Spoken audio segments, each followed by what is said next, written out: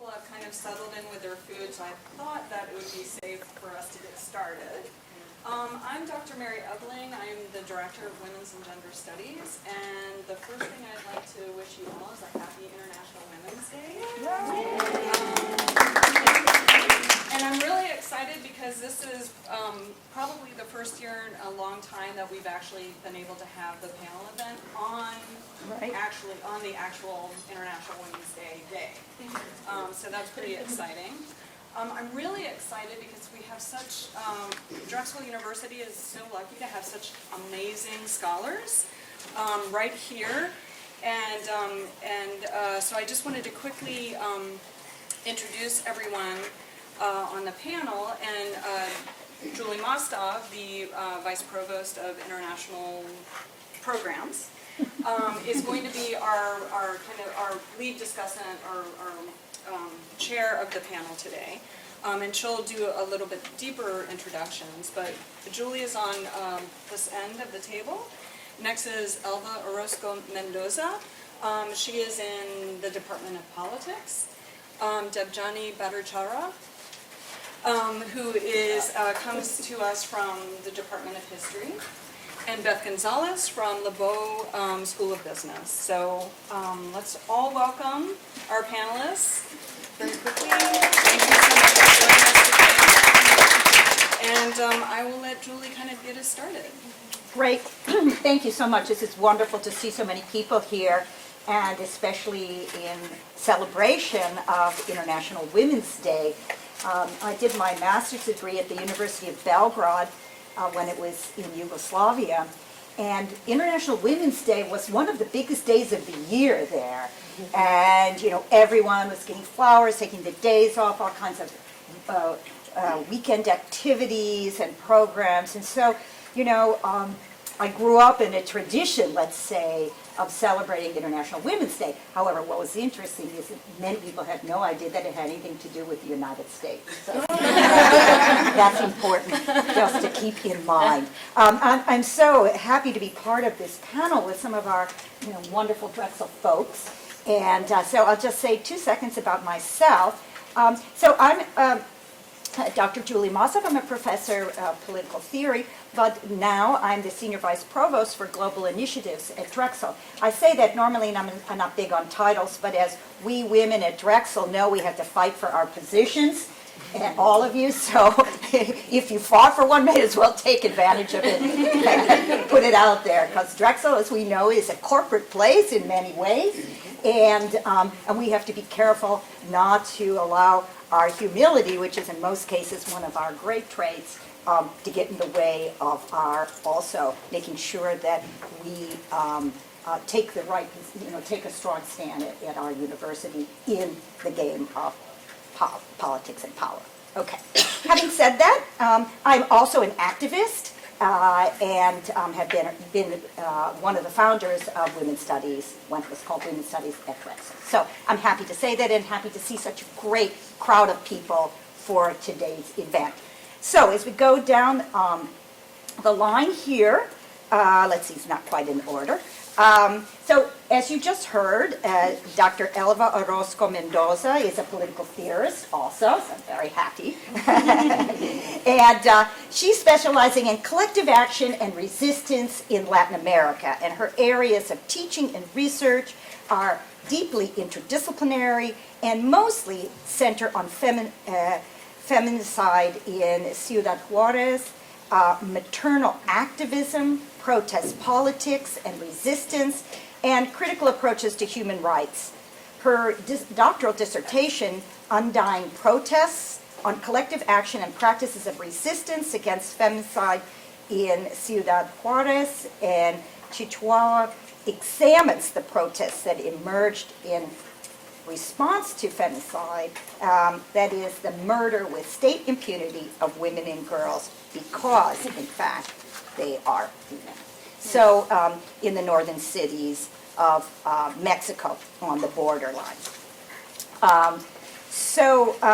This next speaker is also one of our junior faculty, and I think it's great to have our young faculty here, is Dr. Debjani Bhattacharya, who is an assistant professor of history And she has, her research and teaching explored the way in which urban, environmental, and economic histories intertwine in what is increasingly known as spatial history or historical geography. And she is finishing her first book called Fictions of Possession. Or Finish. No, finishing. Finishing, okay. Property, Law, and Authority in the Bengal Delta, which studies creation of a market in urban land as a central project of colonial urbanism in modern South Asia. And I must say, I think it's really exciting that both of them are working on spatial issues, which I think is a very important area also for thinking about gender and women's studies, where women are located. And then, to make sure that we remember that this is all about empowerment of women in the work world as well, we have Mary Beth Gonzalez, who is the Director of Public Service Leadership Development in LeBeau College of Business. And she's responsible for the Leading for Change Fellowship Program and developing strategic partnerships with key stakeholders in public, private, and nonprofit sectors, and particularly that allow her to leverage their investments and expertise. And she came to us just recently from many years of public-private partnerships that address serious and complex societal problems. So all of us have had experience both on campus and off campus in looking at women's empowerment. So I think that that's something that brings the members of this panel together. So we're going to start today by asking each one of the panelists briefly, because each one of them could talk for a couple hours about this, just briefly about her career path and some of the biggest challenges in the field, in her field, and some of her biggest successes. So we're going to take those and see if you can sort of take a stab at that, and then we're going to come back and talk more about activism and so on. So let's start with Mary Beth. Why don't you have take a stab at that? Hello, everybody. So I definitely had an eclectic background, so I'm going to start with that. So I majored in sociology. While I was attending Howard University, I was president of NAACP for 3 years. I wrote for the business section of the newspaper. I was involved and volunteered a lot of stuff. I was a congressional intern. So I pretty much was all over the place. And of course, when senior year comes, like any good student, I'm like, okay, I'm going to law school. That must mean I'm going to law school. So I think, realizing I had, lots of interests and very community-minded, I didn't know what that looked like in the shape of a career. So I actually worked for a corporate law firm for several years.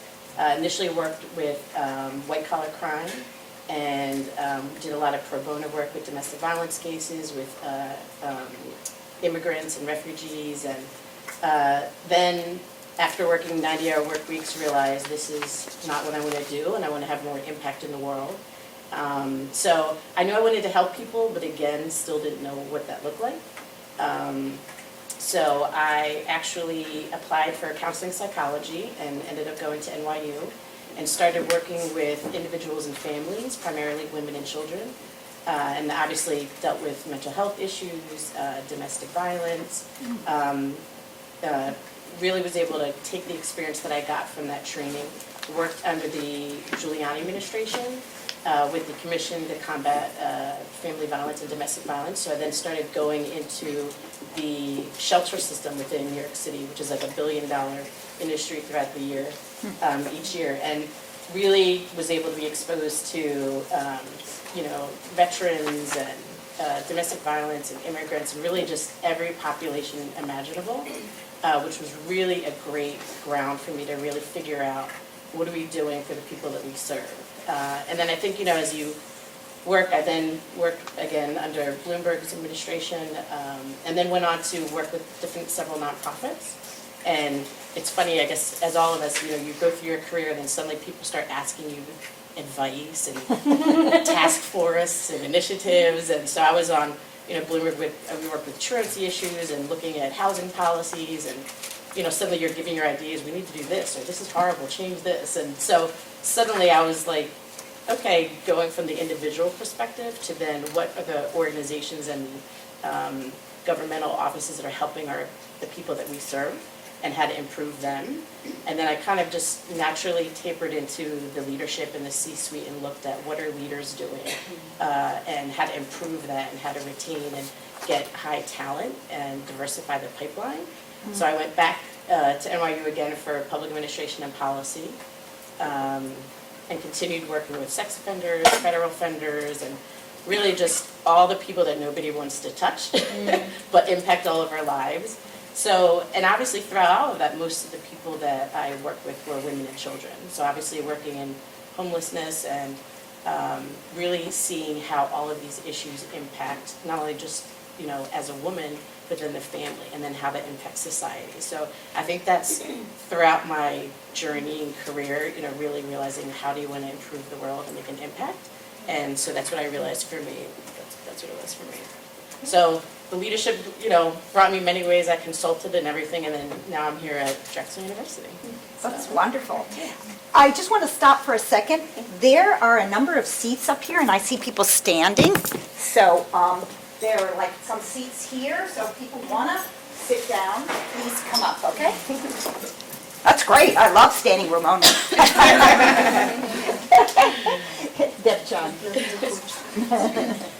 Are we just talking about the career or Career path. Yeah, Just that, discuss just your that. career path and if there were some challenges in that. And your and successes. not the whole thing. No. Okay. No. We'll come back to that. Yeah, okay. Just so that we can get a little bit more interactive. Oh, that's great. So hi, I'm Devjani, and so I teach history at Drexel, and I teach primarily about colonialism, the environment, gender, and the subaltern.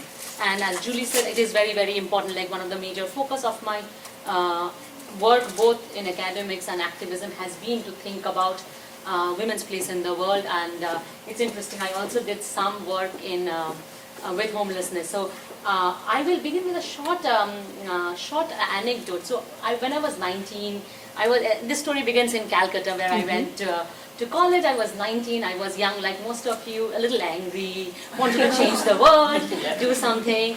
And what was happening at that time, and that was also my initiation into a lot of things, what was happening at that time was a very big sex worker, transgender movement happening in all over the cities in India. It was one of the most transformative moments of my life, I think. So we were part of the movement, and the first day we went to march with everyone. The poster, one of the slogans said, "Women who walk the street show the way," which was a very interesting thing. It stayed with me, but I don't think I quite understood it right away. So we also met a lot of young children, like schoolgirls and boys, who were children of the sex workers. And as we started talking to them, we realized we had to help them. So of course, very young, with all these naive ideas, we rushed in to help them. That was the first moment, and I think that was the moment I learned a different kind of pedagogy, and that is, I think, the most important thing about humanistic education, which made me come to history, come to something like history, which is a very contested thing in South Asia. What I learned is also education was about unlearning. Unlearning many things I had learned, unlearning many of the privileges I had learned, and that happens both within the walls of the campus and outside the walls of the campus. So when we finally went in there, rushed there to help these little children who were just 2-3 years younger than me, I learned a lot from them. And what I learned was to basically return back to myself a different person. It was important for us to then go with torches and lamps, because some of these kids didn't have electricity, very basic thing, didn't have the space to study, space to read, and which we took for granted. It made me realize so many of the things that we take for granted are often not accessible, but it is not about just going with torches and lamps to teach the kids. For me, that's what we understood, because helping made me feel generous. And what I had to do, and what a lot of us realized, was going and lobbying with the schools to create spaces for the children so that they can stay back and work and not have to live in that precarious atmosphere when they are trying to do their homework. Some basic things like going and lobbying with the government that electricity and water shouldn't be privatized, which we did for a long time. It has been, unfortunately, but that doesn't mean it's a loss. It was important to do that. And also important to also go make sure that there is an equitable distribution of electricity. So that was one of the most turning point of my life at that moment, and after that it had always been that constant battle. And as I was doing that, I began also working in a gender resource center in the city, which worked on sexual harassment at workplace, which was also an interesting training in leadership, in understanding. I was just a young person just doing documentation. It was good. I would just sit quietly and document everything. And I also thought I should go into law. People told me I should go into law, work on Human Rights Law Network. There was a very big Human Rights Law Network. Ultimately, I chose history. Yeah, but it also made me realize, like, it made me realize that the insidious violence, the everyday routinized violence among which we exist, where I would go and interview bankers or people and asking, has there been how have you worked on sexual harassment at workplace? And they would say, we are all sisters and brothers, what are you talking about? And that it was not about saying, oh, the law has to be implemented. It was about how do you bridge that conversation? How do you go beyond and say, it's like what this sisters and brothers hide. So that has been my constant thing. And once we come to the next thing, I will talk a little bit about the challenges I faced working on the homeless project that I did later. Okay, great. Eva. Hello, good afternoon, everyone. Can everybody hear me in the back? Yes. Okay, great. Happy Women's Day. I'm very glad to see all of you here. Well, as Judith already explained, I am a political theorist, specializing particularly in feminist theory. And how is it that I came here is, I don't know if it's a long journey or it is just fate. I think my story began when I was a small child in a very traditional family in rural Mexico, where women were not expected to, go to school, talk back to their parents, and fight with their brothers, and do all these kind of things. I did. And I was, because of that, I was a troubled child. Later on, when I went to study my bachelor's degree in Mexico, which I for some reason I decided that I wanted to study international trade, and I went there and finished my degree, and then I started to work for the university. And I was doing administrative work, and I was basically in charge of the purchase department. We have to buy equipment for all the different science labs and things like that. And so I was working with both women and men, and one day I remember that one of my colleagues approached me and he told me, Elba, you are a feminist, aren't you? And I was like, what? What is that word? I didn't consider myself a feminist, but he said, well, you talk more to women, you give more privileges to women, you must be a feminist. And I said, okay, maybe I am. This was my first encounter with the word feminism. And so after doing that, I decided that I wanted to do a master's degree, and I came to Virginia Tech and I did a master's degree in political science. My goal was to study international relations because the relationship with my undergrad, and then I took a course on contemporary political theory, and I fell in love with the subject, and I decided that, yeah, that's what I'm going to do. And when I started to, at that time, I also took my first feminist theory course. And it was very revealing to me, not knowing all these issues confronting women all around the world. In Mexico, in particularly, we have this very sad and still very hard situation, which is gender violence in the north of Mexico, particularly in Ciudad Juárez and Chihuahua. So this phenomenon started around the year of 1993, and it began with the disappearance of women and girls at a very young age. And then after these women would disappear, their dead bodies will be found weeks later or some months later, basically revealing some signs of torture, rape, mutilation, and really a kind of violence that to me was very hard to put into words. And so when I took the first feminist theory course, I decided to write about that because it really saddened me, this situation. And it was really difficult. I didn't know how to approach it. I decided that I will study the roots of the violence, and then that became almost unknowable for me at the time. And I said, okay, well, it is very difficult, so I will study the activism that spark around this problem of feminicide. Feminicide is a term that in Ciudad Juarez, it is being used as a contribution to the American term, or the term coined in the US, femicide. In Ciudad Juarez, they use the term feminicide, and basically to add to the definition, which is the murder of women by men just because they are female, they added the institutional component, which is these murders are happening with complete state impunity. So the term feminicide is meant to actually signal the direct involvement by the Mexican state in allowing these murders to happen. So I started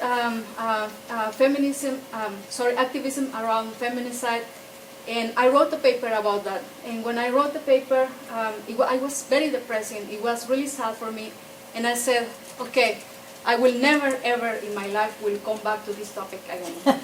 And, almost 8 years later, I ended up doing my dissertation about feminicide in Ciudad Juarez. It's a topic that I cannot basically stay away from, and it has taught me a lot, not only in terms of what I have learned about the specific conditions that have enabled this situation to happen, but most importantly about what women themselves are doing in order to give a response to the violence, and what they are teaching us through this process of learning to defend themselves and to help each other.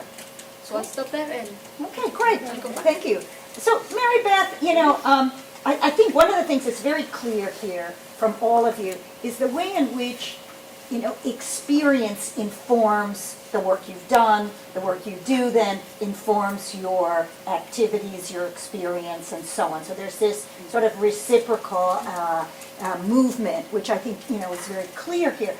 Tell us a little bit about some of the challenges in your field. Obviously, there are many, and give us one example of a significant success. Okay.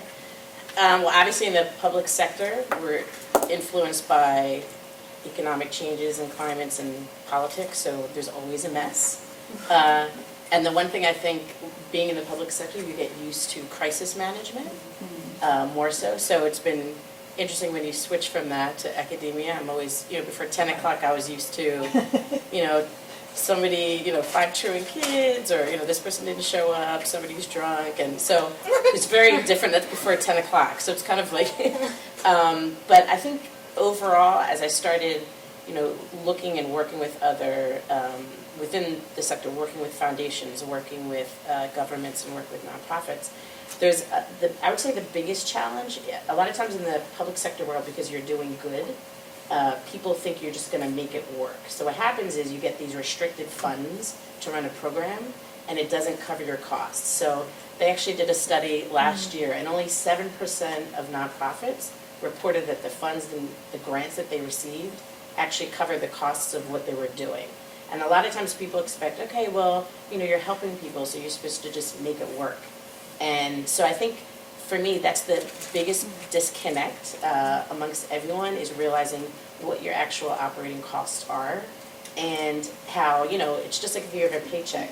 If you pay everything and literally have 2 cents left, if anything happens, you can't do anything. So I think, you have to be more nimble, I think, in how we're looking at our funding structures to help and serve and address the populations and the complex problems that we're dealing with. So I would say that's probably the biggest challenge. Like on a bigger scale, obviously, depending on, we have a lot of nonprofits, and I think sometimes, now we still have more progressed problems going on in the world, even though we have more nonprofits. So you would think the problems would decrease, and they're not. So on some level, I look at it as, do we need to consolidate more so that we can be more efficient, have more impact. And then also, within that realm, looking at what are the best practices to make sure everyone doesn't just continually keep opening up a new nonprofit every other day, which is really what's happening. It's too much. And I think, even then when you go within the systems, within philanthropy, there's a lack of millennials, there's a lack of diverse people that are there and finding new pockets of money and ways to message it. Within nonprofits, you don't see women and people of color in the C-suite. It's mostly white men, and they don't reflect the populations that they serve. Obviously, because you have different sizes of nonprofits, the mission and the vision sometimes don't align, and they have this great idea, but they can't manifest it, and so it's just a waste of time and talent. So you have these great stars who come in, lots of liberal arts people want to come and help the world, and if you don't know how to retain them and attract them and train them, and I think that's the biggest thing, you don't have training and the tools to invest as you do in industry. And so, as we're moving, and I feel like we're becoming more sector agnostic, it's nice, and that's what I love about the program that I'm doing now with Leading for Change, is really we're going in and finding who are those next up-and-coming leaders, and hopefully, as we all know, Philadelphia politics, and we can break down some of those silos of everybody's camps that they're in, and find the people who are the change agents who can really look at complex issues, and that we can teach them the business acumen that they need to run the business, because it is a business. You're helping people, but you're in the business to help people. And so I would say overall, those are probably the majority of the things I'd say that the kind of, and lack of technology. I actually worked for one nonprofit. They didn't have email, they didn't have a computer, and we worked with federal offenders, and I'm like, all right, we're just letting them out in the world, and they're signing a piece of paper. And so I had to get them onto technology, and just the resistance of that, and they're like, you love email. I'm like, it's 2013. This is scary. Or, you're sending, offenders out, and they've already done their time, they're going back into society. They weren't allowed to have cell phones, and a lot of them are sex offenders. Who were they? There's no telephones around the world anywhere. What do you want them to do? And then, I don't have to send you back to jail, send you back to prison. So there's a lot of, looking at the policies and who you're helping and what you're doing. We really need to be more airtight with that. And then from a leadership perspective, being aware of the state and federal requirements of grant writing and who you're helping. So I think those are some of the biggest challenges. And biggest success, you said? One big success. One big success. Or one success you want to tell us. Doesn't have to be a big one. It can be a small one. All successes. I don't think I've reached the pinnacle of my success, but let me see my biggest. I'll give you actually two very quick ones. I think from the client side, because I think when you're in the public sector, that's really the reason of why you do the work. And sometimes you have to be reminded, because as you move up, you don't touch the client as often, and you're further and further away from them. So one day, so I ran a 1,000-bed shelter in New York City, and all the security cameras were in my office, and it might have been about 6:30. And I had a teenager come in, he's like, oh, Ms. Gonzalez, can I talk to you? I said, sure. And I had an open door policy for the clients as well, and he's like, I just want to show you something. And he had a piece of paper behind his back, and I was like, what is it? He's like, it's my resume. He's like, I'm the first person in my family to have a resume. And his smile, he was just beaming. And I literally, I don't know, probably working on a budget or something, I literally sat back, was like, this is why I do what I do. And it was so empowering. I said, how does it feel seeing yourself on paper? And he just was so empowered, and that was the type of stuff and kind of that energy that I wanted all of my staff to convey, that you're really changing the world and to take your work seriously. You may not get paid $1 million, which you certainly aren't. But, the fact that you can make an impact every day and really break generations of poverty, like 3 generations of welfare. And so I think from a client side, I would say. And then probably just professionally, I think what was exciting for me, I worked looking at public and private partnerships. We designed the nation's first court-based eviction prevention program in New York City. And we were located in the South Bronx, where they had the highest rate of homelessness and eviction. And what we looked at are, what are the costs for the city? So on average, a family costs $40,000 to stay in shelter. And like I said, they spend $1 billion a year looking at them. It was like, what can we do to kind of change that tide? And so we teamed up social workers and attorneys and went into a specific zip code, and it was literally, we were pounding the streets, knocking on the doors, letting them know about the program. And it ended up being about a $3,500 average that we prevented the eviction from happening. And then we quantified that over the time, and it was so successful. We had a 98% success rate that it was great, and I ran it for 2.5 years, but then they took it and replicated it around the city because we couldn't sustain it with the fundraising for that. But then New York City now has replicated that around the highest areas of homelessness. That's a fantastic success story, both of them, on the, both of them. Wonderful, congratulations. Thank you. Deb Karen. Thank you. So as a historian, one of the biggest, I'll begin with the biggest challenge in the field, and I'll talk about how it translates into the everyday world.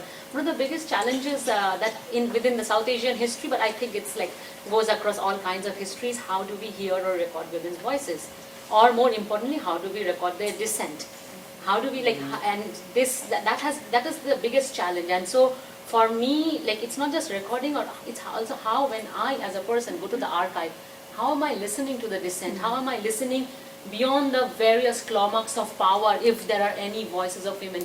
Am I even trained enough to hear woman's voice from the 19th century who perhaps had zero access to literacy? Can I hear a voice? Am I trained with all my privileges and all the baggage that I bring? So, but that's a very big challenge. And also, as I teach, it's also I teach South Asian history, which has a very important section also on Islamic history. And I teach one thing I realized when I first began teaching here is I teach a post 9/11 generation, which I hadn't thought of, which brings a lot of challenges and a lot of it makes the class extremely interesting place. And some of my most engaged students have been students who've come with languages like Urdu or Arabic, things like that. But they also want to go and work for the intelligence or the CIA or the army. And there I'm standing and saying, I am a pacifist. And what am I doing? I am teaching. How do I reach out to these students? Because I want them in my class. I don't want to say I won't teach these students. So it's very interesting. So when I first taught it, I began with a science fiction text written by a woman, Bengali woman who was Muslim. It was a Muslim science fiction reimagining what the nation could look like from 1910. And one of the first reaction, and for me, the classroom then becomes a space where you can perhaps what I call rearrange our desires about how we imagine the world. Something I felt I learned in my experience going through my education, but also through my activism.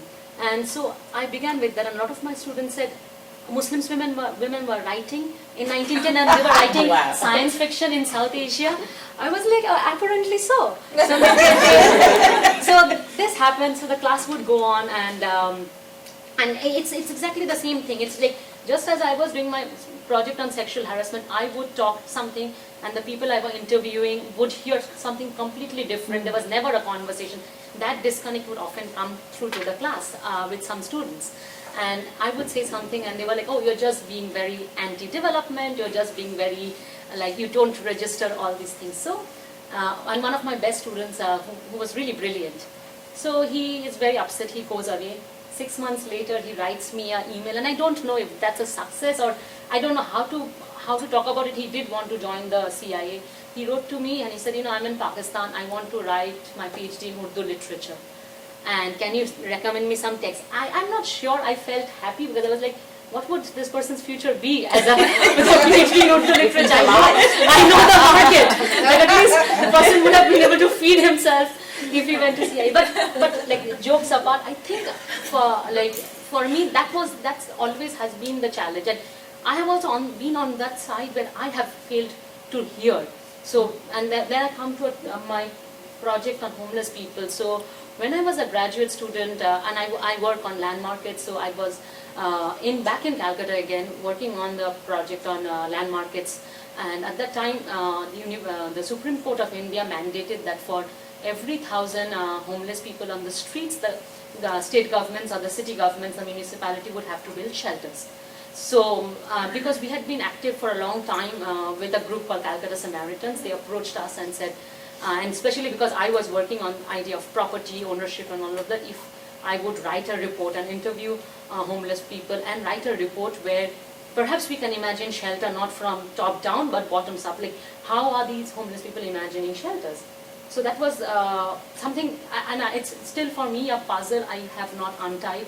So all morning I would spend in the archive reading about housing riots, demands for housing from the 20th century labor movement, which is very different. In the afternoons I would go talk to the homeless people, and surprisingly woman after woman told me they are scared, they want the streets to be violence free. That's the biggest challenge they face. The streets are extremely violent, and it's a sexual violence that they spoke about only.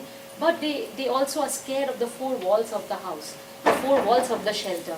And I did not know. I was sitting there listening to them and I was like, I don't know how to hear this. Like this is exactly, I was on the other side of the disconnect. And it's still a puzzle to me, but the one thing they kept saying, and I don't know how to think about it, they said, we want the government to make the streets safe for women, violence free for women. That's not something that one can take for granted in South Asia. But we also want the government to recognize our claims to this space on the footpath or wherever we are. So it's not, I don't want it to sound like I'm celebrating life on the streets at all. It is not about that. But it made me imagine like all these things that we take for granted, private property, ownership, the four walls, is perhaps, it's also talks about a very small sector, because if we start imagining rights to the city, what it means for rights to the public space from the perspective of what they were claiming, I don't know where we could perhaps go, what sort of a world we might imagine, what sort of development or economic progress. So for me, that's still something I'm trying to wrap my head around. But I think I spoke about my success before I spoke about the challenge. But these are the challenges. How do you hear across borders, certain kind of borders that we have all around us, is the big major challenge. Thank you. Elfa.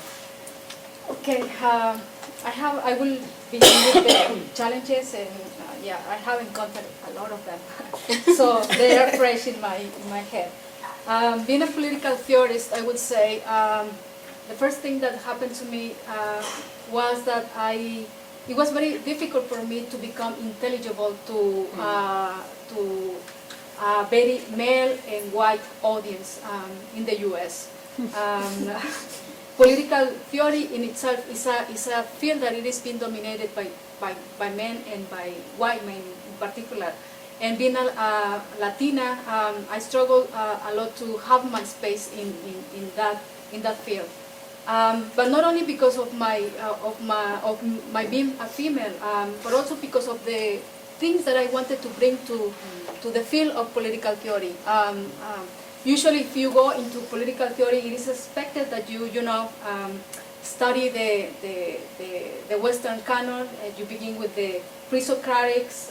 You go to Socrates, to the classics, Socrates, Plato. Then you can study also modern political theory. You will study Kant, Hegel, and all of this.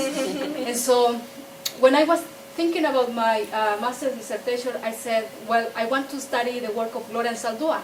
And they were like, what? Who's Gloria Anzaldúa? Those of you who don't know Gloria Anzaldúa, she's a Chicano writer. Very difficult to classify as in one particular field or discipline. And the first things that I was told by my professors was, well, she is not a political scientist. What are you going to do with her work? The same happened to me with other female thinkers that I wanted to bring into my work. Hannah Arendt, again, she's more popular political theorist, but when I was starting to use her work, my professors would tell me, well, Hannah Arendt is falling is falling out of fame. Why don't you read Foucault? Why don't you read Gramsci? Or why don't you read these other thinkers? And I will say, well, yes, but I want to study her because I think her work is very compelling. Although Arendt will never consider herself a feminist, I must say that. And I think that's my biggest challenge, trying to bring all these voices from the South from the non-West to the field of political theory, although things are beginning to change, and I welcome the changes within political theory, but still we encounter, as people who want to do political theory and study the South, the global South, we still encounter these kind of issues, these kind of problems of how not being able to be intelligible to your colleagues.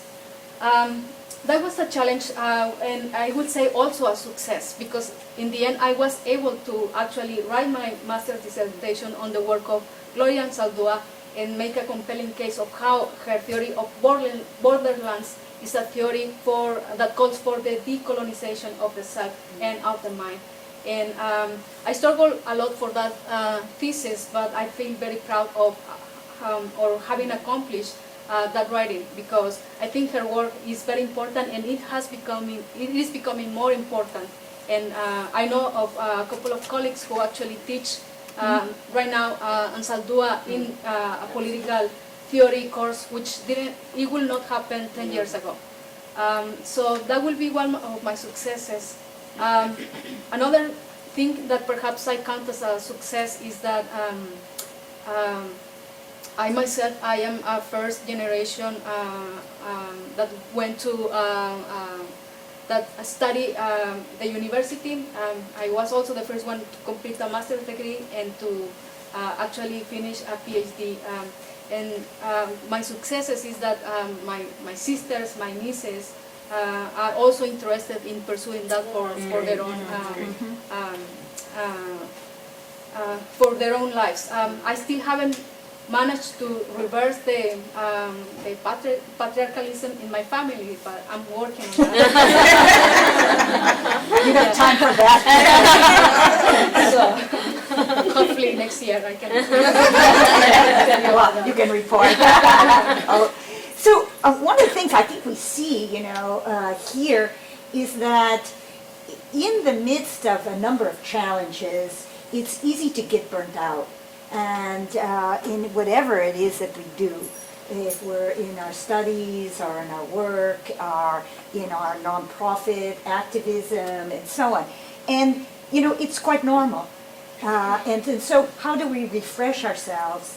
Well, probably through solidarity and through listening to others and so on, but also knowing that there may be some hidden successes that come out of that struggle, and that will help us to sort of regain that energy that we had in the past. And I think that's an ongoing theme here.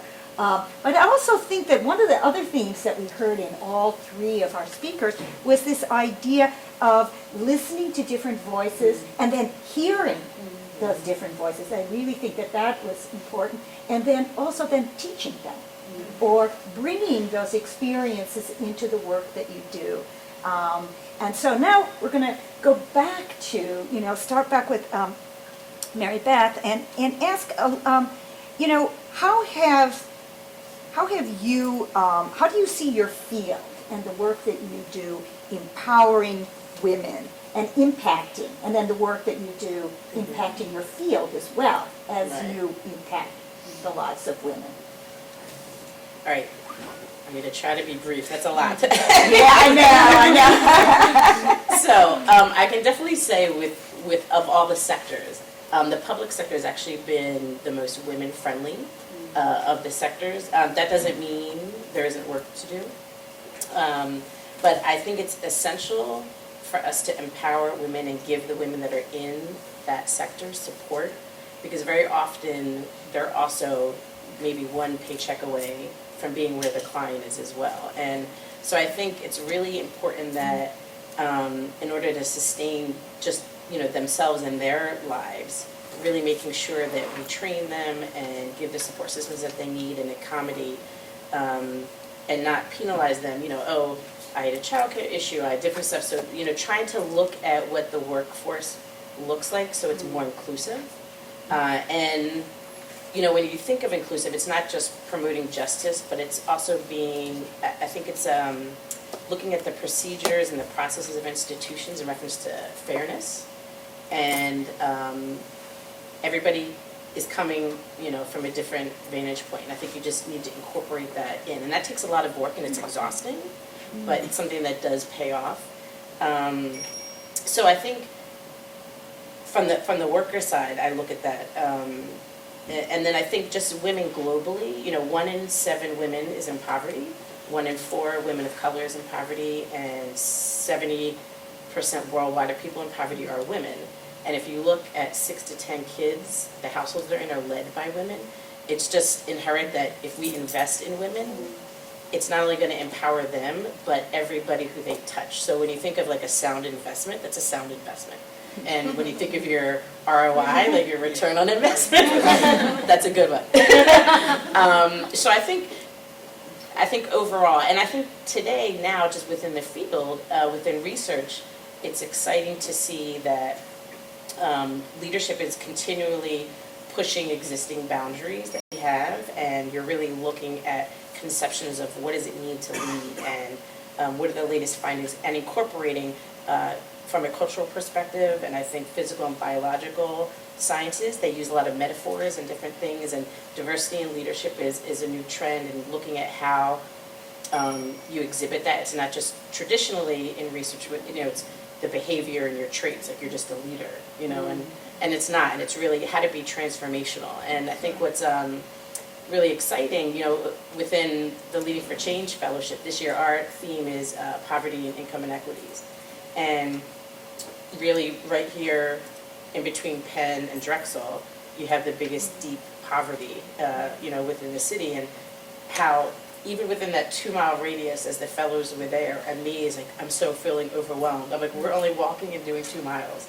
Imagine if we fixed the whole city where we have deep pockets of poverty, and how that impacts. But really letting them see the face of those problems, and as leaders, getting that on the radar, because when you think as a city, how are we going to improve our city if we don't have leaders thinking about how does this impact the people that walk in my door as workers as well as clients that we're serving, and if you're giving to them. And so I think what's exciting now, a lot of foundations are funding programs for leadership development, civic engagement, compared to more traditional stuff. And then when you look at just the climate of the world, I just feel like it's in now, like we have a new wave of millennials, like to be feminists. Like I remember it was like a bad word, and people were like, "You're a feminist," and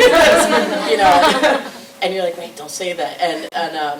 And so I think it's exciting to see this young generation, and you look at like the He for She movement, and Black Girls Rock and Black Girls Lead. I love meeting in different types of girls at different generations of looking at leadership and what that looks like. So I think there's a lot, and then just throughout the country, there are a lot of commissions on women now of how to get women into government, and not just, low-wage jobs, and our 78 cents if you're white, or your 54 cents if you're Latino, to the $1 from the man, but, really high-level, senior-level positions, and people are studying what are the best places where women can reach their potential. So have any of you guys read Diversity, Inc., the magazine?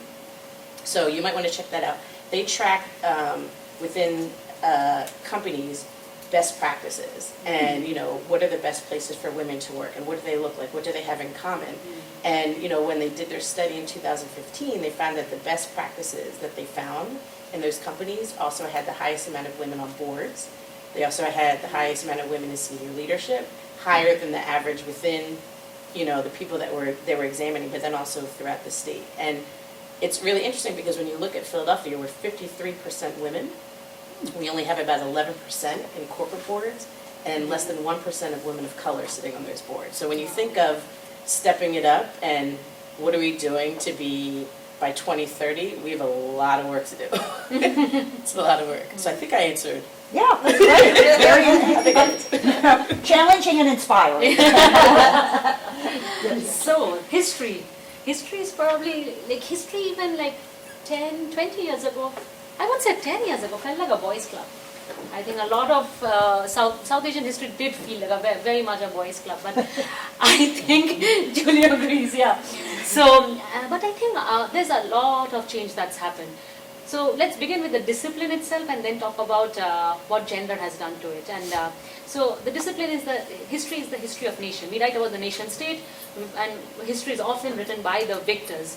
So I'll begin with, so a lot of history writing also began happening around the time India got independence, not too long ago, 1947. A lot of history writing was happening. It was a triumphant history writing. But I think in the 80s, a group of women came and like put in a cautionary word, Julie's work being one of them. I actually read her work way before I knew I'm going to come to Drexel or any of these things, yes. So my family comes from, so I heard a very different story of Indian independence. My family was in Bangladesh. They moved to India during independence because the country was also partitioned, something we did not talk about for at least 30 years, not till the 80s. And for women, of course, this history of nation was not a triumphant nation. It was written on their bodies because, and like if you start unearthing that story, and the 80s really started making history writing and the discipline of history looking very different. And especially for the work all of you had done at that time, like trying to see women's bodies had become the borders of the nation. They were the borders. You impregnate them and you create, and you just you violate them, and that's also violation of two communities. So it brought out all the violence that history as a discipline itself contains, which also made a lot of us realize this is because who represents history is such a contested thing in South Asia at the moment. Who gets to speak for the nation's history and I think it's not just about South Asia, it's for everybody. Who gets to speak about that? Who gets to write that? And I think that's exactly what you're saying. Like who is the political theorist? Is it Agamben or is it Anzaldúa? It was the same kind of debate that was happening.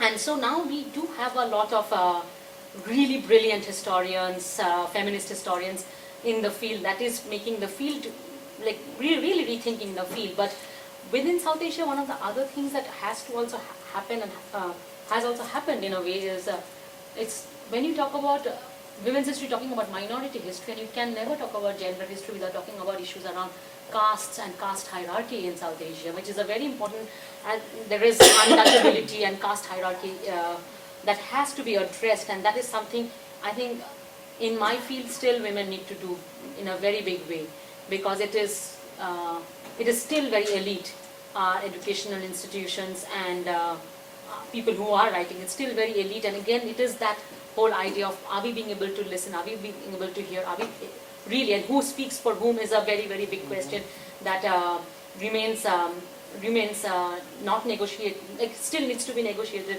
and which I will then discuss one little point that happened to me in this term.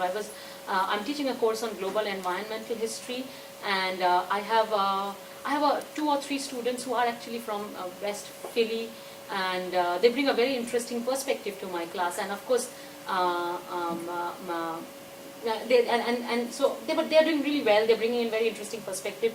I was trying to grade them, and I realized they hadn't been doing so well in other classes. But they are some of my most valuable voices in class, and that made me. And then one student came and said, "We really like I never thought it was a big struggle for me to come to college, but of course Drexel makes this possible for. It's a very diverse place. It makes it possible for a lot of kids who are growing up in West Philly to come." And they said, "But this class has done something because it's made me think about this, made me think about that." And that made me wonder, what is it that my presence, because there are lots of wonderful colleagues, I know they feel exactly how I feel, but what is it about my presence in class as a person of color, as a person who speaks with an accent or God knows, opens this space, which then made me reflect, because I do come from privilege in South Asia. What other voices, if I were to teach in South Asia, I'm closing. And so it's like, that is still something I think has to happen in our field, and I don't think that's yet been accomplished.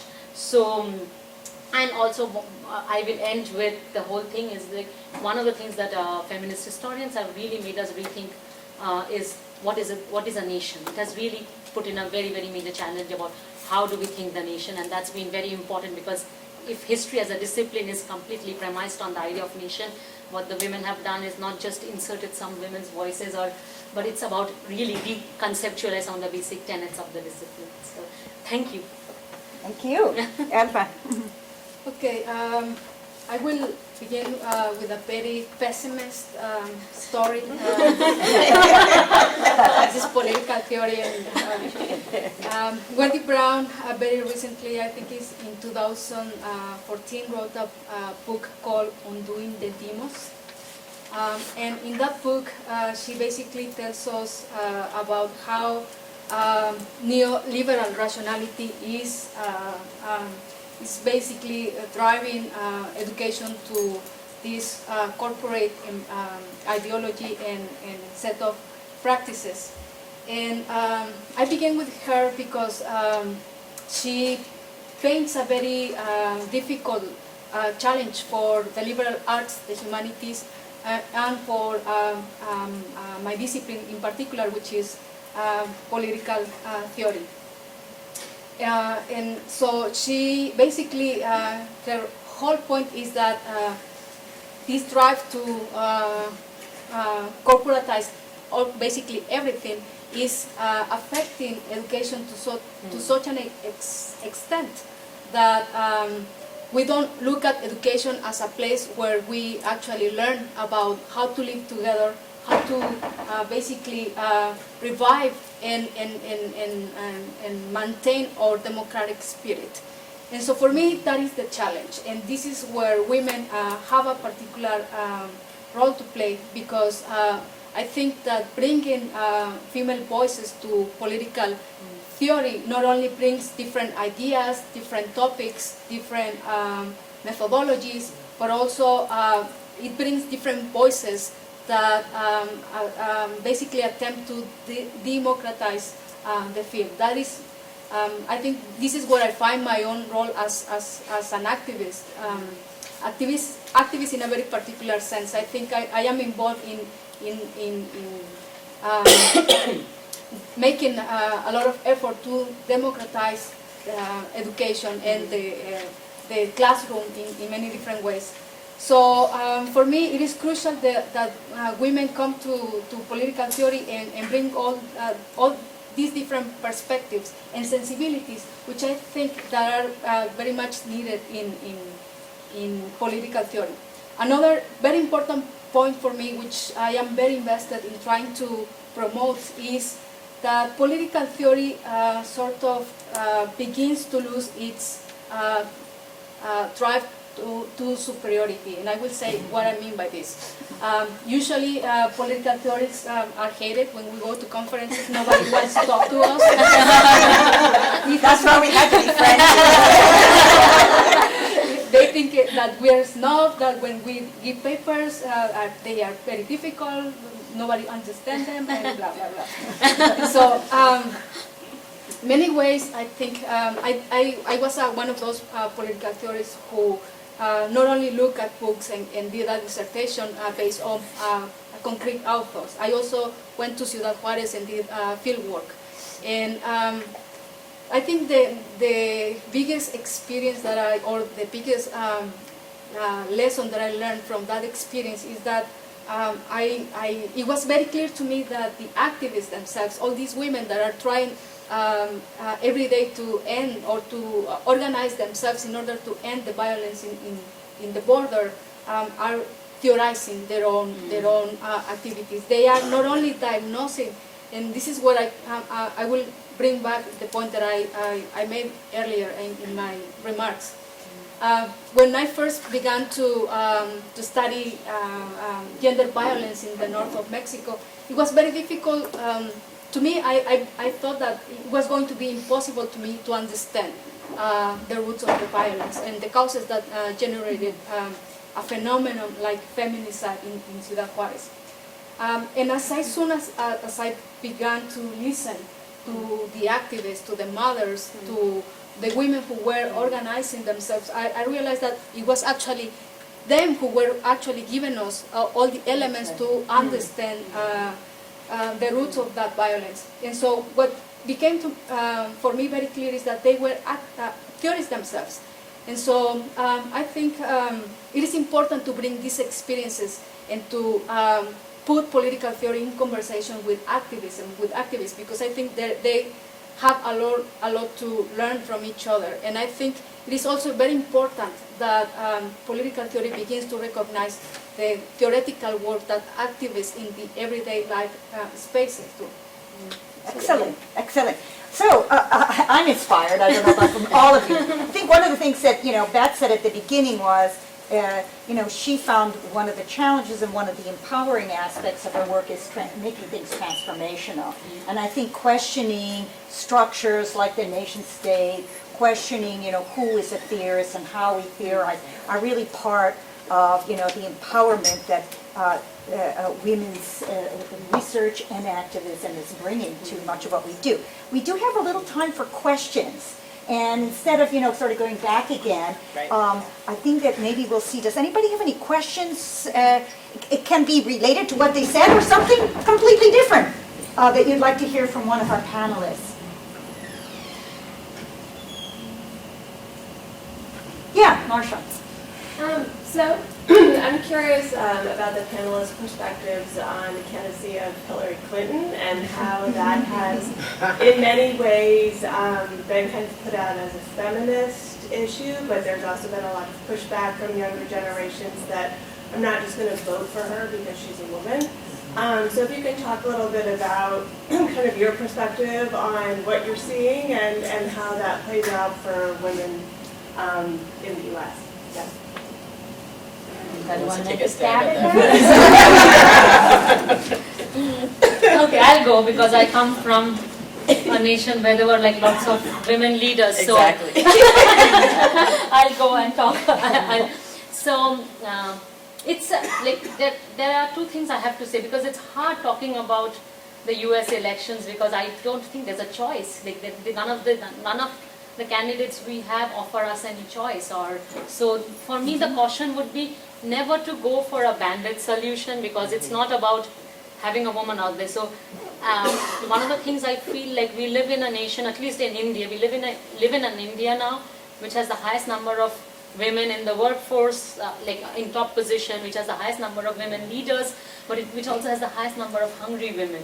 So something has terribly gone wrong somewhere, and that is where I think our work needs to be done. So when we had a woman leader back in the 60s and the 70s, the largest number of women were sterilized as a project of controlling population. So like it's a much more complex, but that doesn't mean we can't have, like it doesn't mean that the space where there were no women leader was somehow better. It's just that the project or the agitation can't stop the moment we elect a woman leader. We have to, I think the project would be much more to elect a leader who would give voice to the desires we have, and a feminist leader would really rethink what leadership is in many terms, like what you have been saying. And I think that's the more, but at the same time, like to say, I would be wary about saying anything against, like what are the choices we have is something I really worry. So yeah.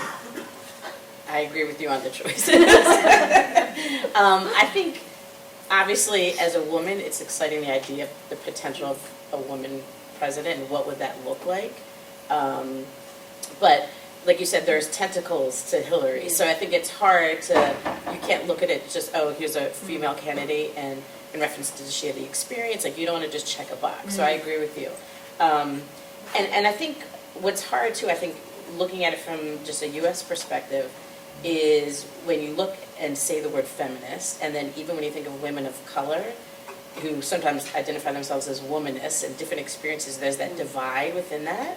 And I think that's also why that complexity with Hillary. I know a lot of white feminists who just love her to death and are like, yay, she's going to save the world. And a whole lot of other people are like, no way. So, and she's too much part of the establishment. And so, it's really, like you said, it's a matter of choice. And I think when I think of really great leaders, and I don't like them having so much tied to history of other things that have happened already. So there's a part of me that's like, you want something new and fresh, and when you look at the choices, it's just it's disappointing.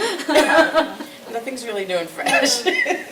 So, but I do think, just thinking in general of women leadership, I just want to tell you a quick funny story. We had Nobel Peace Prize winner Lema Bowie come, and she's really just an amazing woman, but she gave this funny talk about how she had gone to speak in some country where they had the first female leader, and it was over 85 years ago. And apparently she messed up. And she said what's funny is when you put a woman in power, how people will just remember that. She's like, they were literally in these tribes fighting, like, oh, remember you had that woman in there? And she's like, that was 85 years ago. You're still talking about that? And how, you know, the stigma of that, and just, you know, what that, the weight of what that would be if somebody did become a female U.S. president. So that, it was just kind of interesting when she talked about that and kind of the implications of leadership. Yeah. I think that the comment that I will make is very short. I don't have much to say about Hillary. I don't like her. You're so honest. She said, But for me, what it is really interesting is listening, like listening to my students talking about her as a candidate, which really worries me. Oftentimes when I ask my students, would you vote for Hillary Clinton? Do you like her? Is she a good candidate? The common response that I hear is that, oh no, she is a woman who is very much in love with power. And that idea itself is troubling and puzzling to me. Why is it that students don't like to see a woman who is, and I'm not just talking about women students or men students. Both of them see her as a woman who is very much in love with power. And so again, for me the question is, how does a woman come across when she is perceived as too ambitious, as too much in love with power, as very perseverant and determined to actually achieve a goal? It is still not very much accepted. And I wonder how our hatreds intensify because of this history towards Hillary. I don't know. Well, So the I'd answers have to that. Yeah, The so I answers have to to say that. something about this, because I think it's really complicated, exactly what Elvis said. First of all, everybody's response is a personal one. But we're talking about a leader of a country who, you know, we're talking about who is electable in the United States of America. And we're also talking about a number of candidates who are specifically anti-women. And their histories and their campaigns have been significantly against women. So the fact that we focus on, I don't like Hillary because she wants power, is so specifically anti-women. Yes. Because all of those people who are running for election for the United States president are interested in power, and they have been for the last 30 years, because they wouldn't be where they are. So I think that that's really, we have to really interrogate what it is that we're saying and we're thinking. Second of all, yes, Hillary is associated with Bill Clinton and all kinds of other things that people may not like about her, whether she stood up for her man or didn't, whatever. But the truth is, we don't ask those questions about men.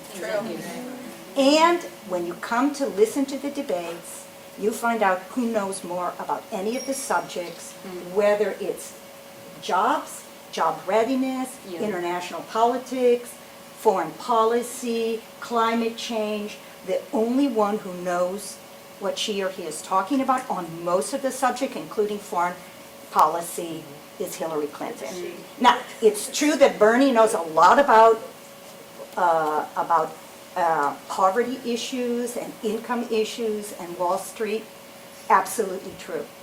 And if a woman were saying the things he is saying, nobody would say, yay, Bernie, go for the huge. They would say, who is this socialist bee Exactly. who thinks that she can, you know? So excuse me, but you know, whether you like her or not, I think we have to be really careful. How do we allow ourselves to talk about a woman candidate differently than we talk about male candidates? And so I think that this is really, because we all have to interrogate ourselves. Of course we have reactions to people. But when it comes down to it, you know, we have to think about, and we have to think about what country we live in. Exactly. A country which still has many people in our legislature who are fighting against the Affordable Care Act and reproductive freedoms. And that is something, I'm sorry I had to preach for a second. We forget that in all this hoopla about one candidate who has bizarre hairstyle and so on, and I don't mean a woman, right? You know, Spray tan. is that we have forgotten Yeah. what is happening in our Congress and what the attacks on women have been, and on people of color, and people who are poor, and people who are held hostage at our borders. Sorry. Okay, anyway, let's hear some questions. Great questions. Yeah. So, something a little side comment. So, I'm a part of a number of like social media groups. I'm a new mom, and one of the things they came up was talking about how there are these mommy wars, how women are very critical and judgmental of each other. And a related comment is, you know, I've read articles here or there that talks about when women get up into leadership positions, that they aren't necessarily supportive of women in other leadership positions, or women that are in other positions that they could mentor or provide support to help other women rise to their level or beyond. So with those two things, very different topics, what advice or comments do you have to help women be more supportive of each other? Great. Well, that's a great question. What I would say is they're actually tied together. I can say as a mom and other moms who are in the room, the bashing is definitely real.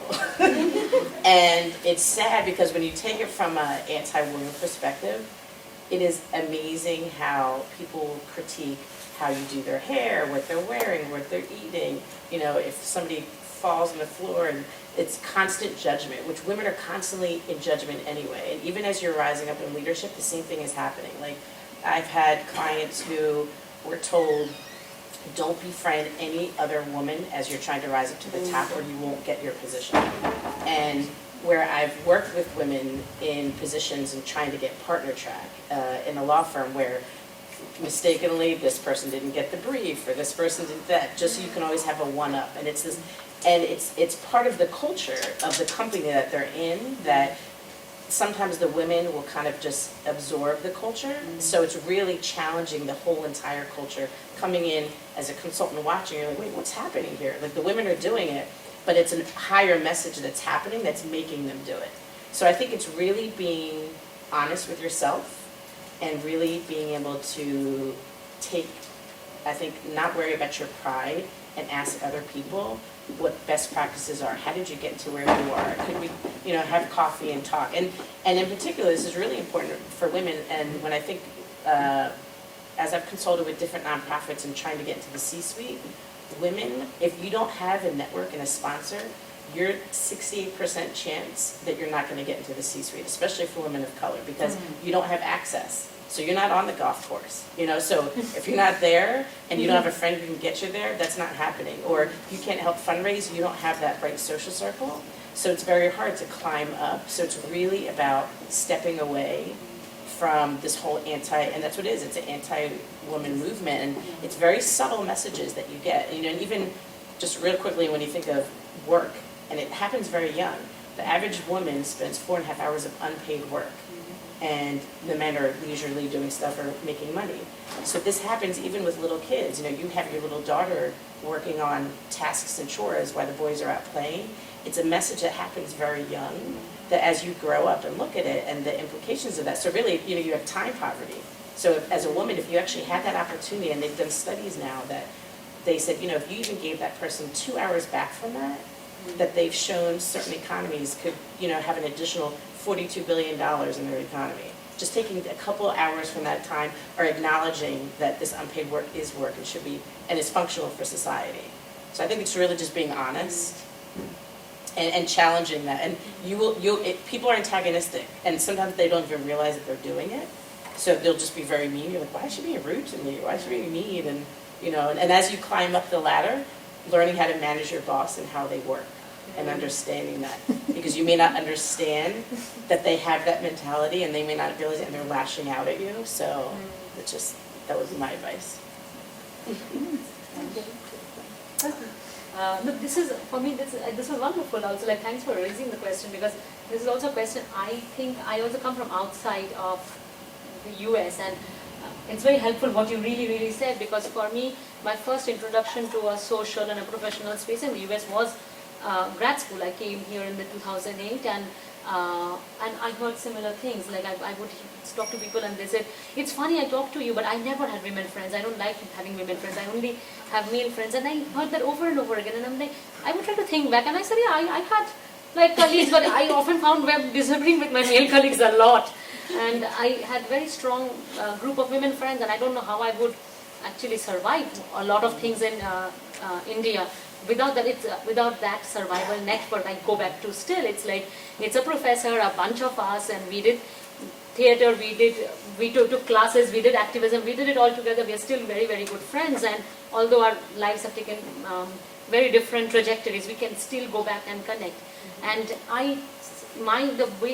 then I thought, like, even I used to take a lot of women's studies classes and I hung out there. It was still that sort of a thing, and it made me wonder if it was some form of internalization that begins pre-college, preschool, like, or within, like, through school or something, where it is breaking women's solidarity, and that's how I read it. So, and I think there is something about the one-upmanship that really does, like, as far as a grad school space, there was a bunch of us all from South Asia, and we hung out a lot together, and, like, jokingly, a bunch of our friends would call us the brown mafias on campus, which we love. But they also said it was nice because we would always read each other's work as groups. It's like, that's about being honest, and we were very critical of each other's work, and, like, then trying to, like, have this institution where we, within the grad school space, saying, like, if I'm critiquing your work, it's an act of care, and it's not like belittling, and it takes a lot of effort to actually read someone's work with care, like some little things that were very important. So yeah, like. This is a question for which I don't have an easy answer, and that troubles me a lot, because I wish I had. That's my goal, and that's my commitment as a feminist, but I don't. I myself have, I would say that I have tried to cultivate these networks of solidarity and care with my female friends, colleagues, and with the women that I know. And sometimes breaking out of a circle that has already taught you certain practices that you go and internalize, it is very difficult. I think that for me, I have learned a lot from the women in Ciudad Juárez. They use a practice that they call acompañamiento, which for me, I understand that as an ethics of care. It's an orientation of caring for one another and understanding that we are all vulnerable and we need care. We never, as people or as adults, we never stop needing care. And so I try to cultivate that orientation and to apply it in my own life, and sometimes I see myself failing in that endeavor. And the only thing that I can do at those moments is try to bring it to the surface, reflect it, and still, even though I fail, try to make a commitment that I want to change that, I need to change that. It's not an easy task. To give solidarity and care to your female colleagues as opposed to just being critical and bashing them and all these things. But I prefer to remain committed to this idea, even though I realize that it is difficult. I think that these are great comments, and I have been relatively successful, I would say, in my career, and largely due to other women. I found that my greatest successes have been either in connection to other women who have been in solidarity with me, or in my attempts to mentor other women. I think that's all something we can think about at any stage in your life. you can be both a partner in supporting and also a mentor, you know, no matter how old you are. And I think it's really important that we do that because it is so much a part of the empowering and trying to, you know, to continue that. It's a great question to ask. Other questions? Yeah. Yes, I was wondering, in terms of to address homelessness, the percentage of single parent, I don't know when that exploded in terms of the changing of demographics. I don't know. I don't know when that happened. I've noticed that in public schools, I'm a product of public school, and the majority of my classmates were raised by the mother. Right. So, and when I was in the Philippines, that's not the case because culturally, you know, you have a mom and a dad, and they really focus on stability. You know, having the traditional home. And over here, it's very, very different. So you have all these kids growing up extremely bitter, very resentful, don't even understand authority, don't even respect authority. Now, is there a way of targeting the middle school kids in terms of educating them, in terms of what happens if you don't go to school? What happens if you become pregnant and you don't have a partner who will give you a future, will support you? Is there any program that will be integrated in the curriculum besides algebra and the typical, you know, academic topics? Are there any other programs? Because even when I was growing up, home ec was taken away. Now we don't even know how to sew. I mean, we don't even know how to hem pants, to tell you the truth. And woodworking were taken away. We don't even have some of the skills that we should know. And many of the parents are working now. They don't even have time for us. So we only see our parents maybe approximately 5 minutes a day. You know, and typically nobody's at home. So majority of us are raising by ourselves, or the media is raising us. So that has become a huge problem. And not only that, when you mentioned about sterilization for the female, are there any cases where can it be popular that we have free tubal ligation vasectomy clinics established? You have all these cinemas being raised. And so can we promote, you know, it's okay to go and get yourself, you know, sterilized. It's a cool thing. You know, you know, you're going against the culture. You're going against, you know, oh, it's not a manly thing to get that done.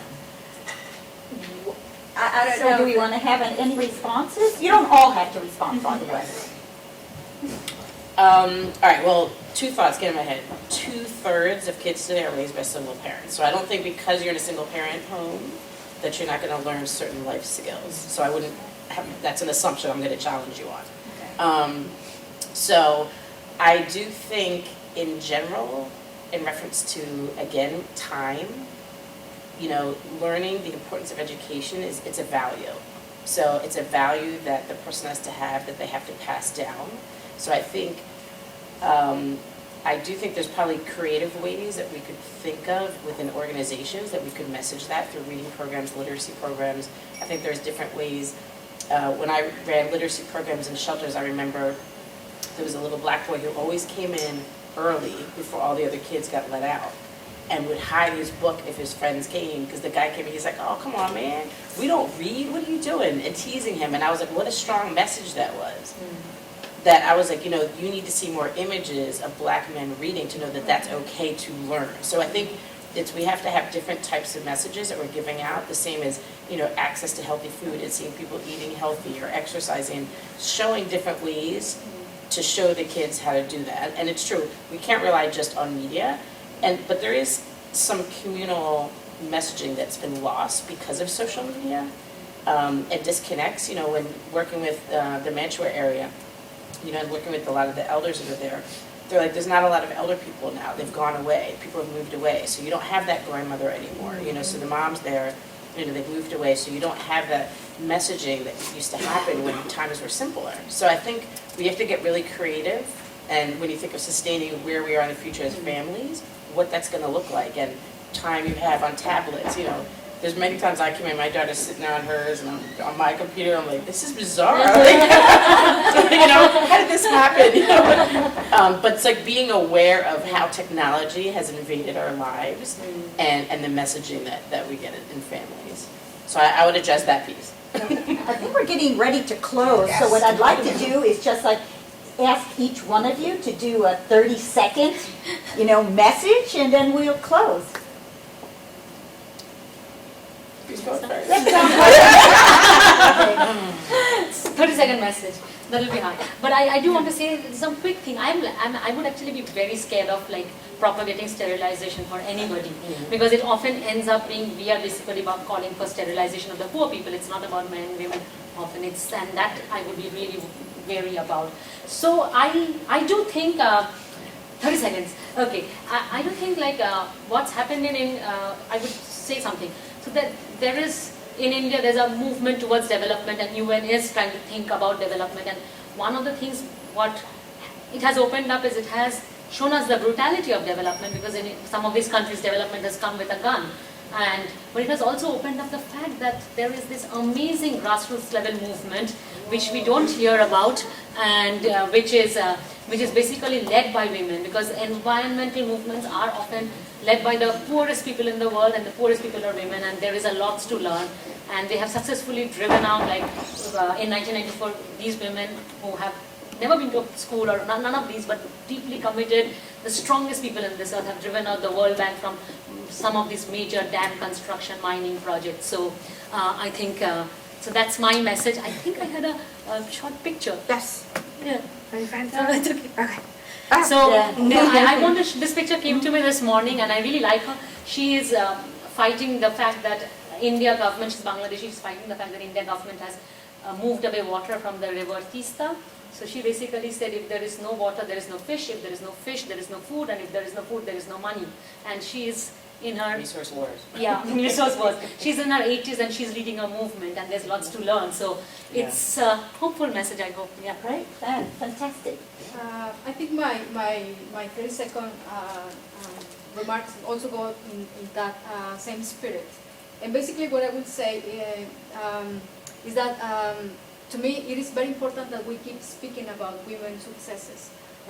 And that we not only, particularly since in my case I have been studying gender violence for a long time, I find out that we tend to repeat the story of victimhood, which is, it serves certain purposes in order to raise visibility to a particular problem, that's fine.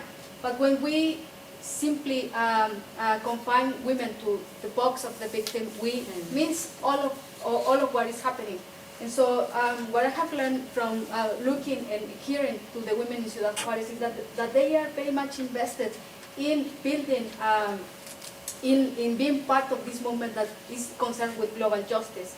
And also they are, through the practices, they are trying to basically revive our democratic spirit. So my take is that we need to speak more about women's successes, and not only speak more, but also celebrate them. Yeah. Excellent, excellent. Yeah. And I would say very quickly, and then we're going to show this video, kind of wraps up everything. Oh, sorry. I think, I didn't know that was a video. Oh yeah, it's okay, it's just like a minute. But I think just in general, everyone has a role to play, and you have to remember that no matter what your major is or whatever in life, that doesn't mean everyone's here on earth, you have to contribute something. And you need to figure out what that is, and obviously as a woman, you're representing half of humanity, so you need to make sure what you're doing, you're thinking in that and being responsible in your choices. And I think just not losing that fire of we have to change the world. Like it's not, when you think of sustainability in the future, it can't continue to be like this if the world's gonna be around. So that said, we'll end with that. Wow, okay.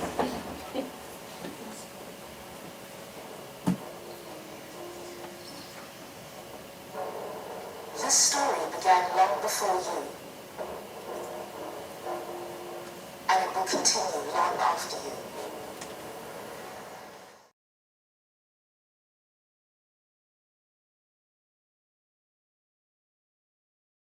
This is the story of humanity and of the earth we inhabit.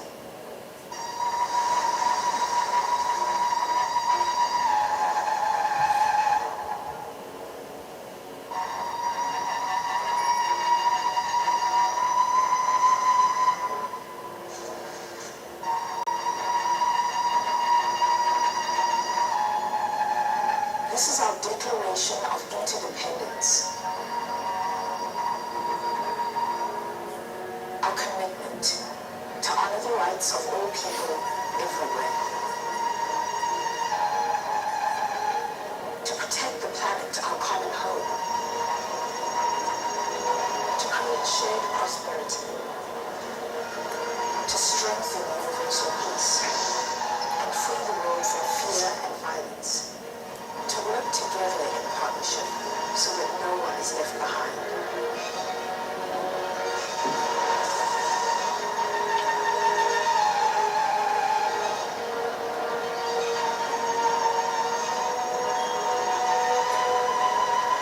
We will free the human race from the tyranny of poverty. We will heal and safeguard our planet for all generations and shift our world onto a sustainable path. As we embark on this collective journey, we pledge to include every human. So we gather, we build, we write, we create, we imagine, we collaborate, we dream, we play, we speak, we run, we work, we share, we love. This is the story you are shaping.